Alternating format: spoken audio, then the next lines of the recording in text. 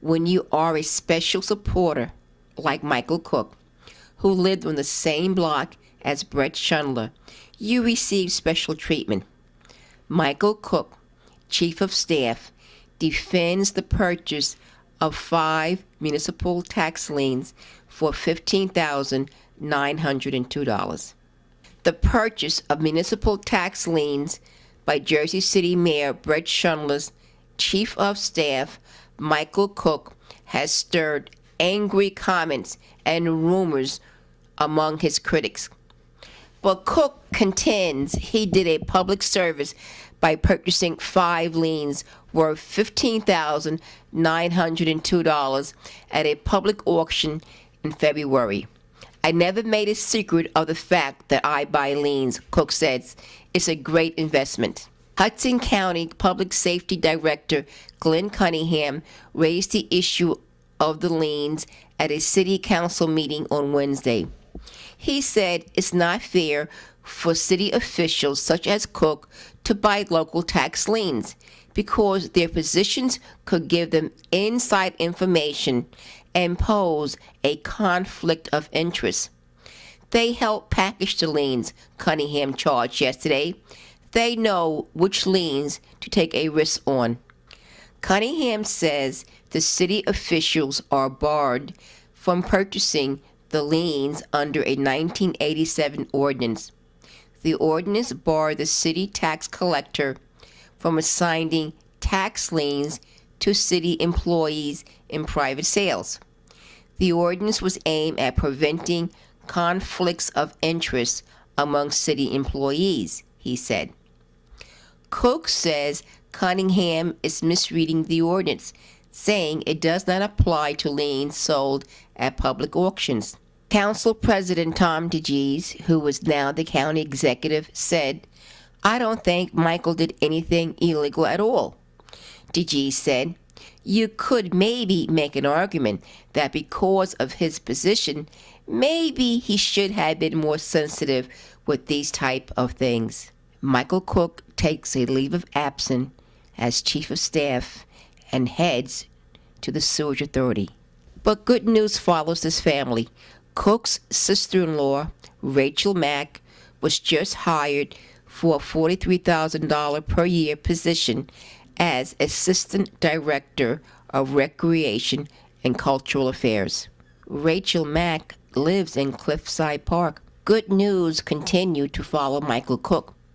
He leaves government and takes cities' contracts with him. Michael's new employer, LePerc, was awarded a $75,000 no-bid contract in July. And according to City Council President Tom DeGise, now the county executive, the city also plans to switch its $125,000 contract to LePerc. Michael Cook is not the only favored person. The headline says, "Chess in good position to seek variances, federal dollars." The Jersey City Zoning Board of Adjustment will soon hear an appeal for several use variances sought to allow a community center/house of worship at 517 Communiport Avenue. The house in worship in question is pastored by Reverend Tyrone Chess, who also happens to be a salaried mayoral aide and who is to receive nearly $1 million in federal funds to realize his vision.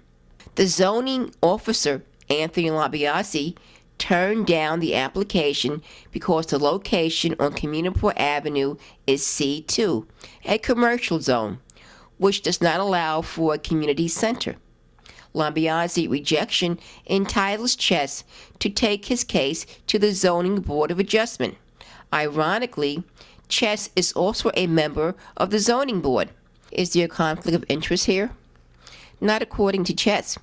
He said he sought and received a ruling from the city's Ethical Standards Board that said his status as a paid mayoral aide does not preclude his receiving $500,000 in federal community development block grant dollars, not to mention an additional $400,000 in federal home funds, nor does it constitute a conflict of interest. The Board of Ethics apparently can find no wrong in Reverend Chess receiving money. We will now look at the character of one board member. The headline says, "Felony charge didn't stop Jersey City from hiring." When Russell Wallace stayed on as Jersey City Ethical Standards Board member after his 1997 arrest on sexual assault charges, we call that jarringly wrong. The board claimed, though, it had no way to oust a member short of a conviction.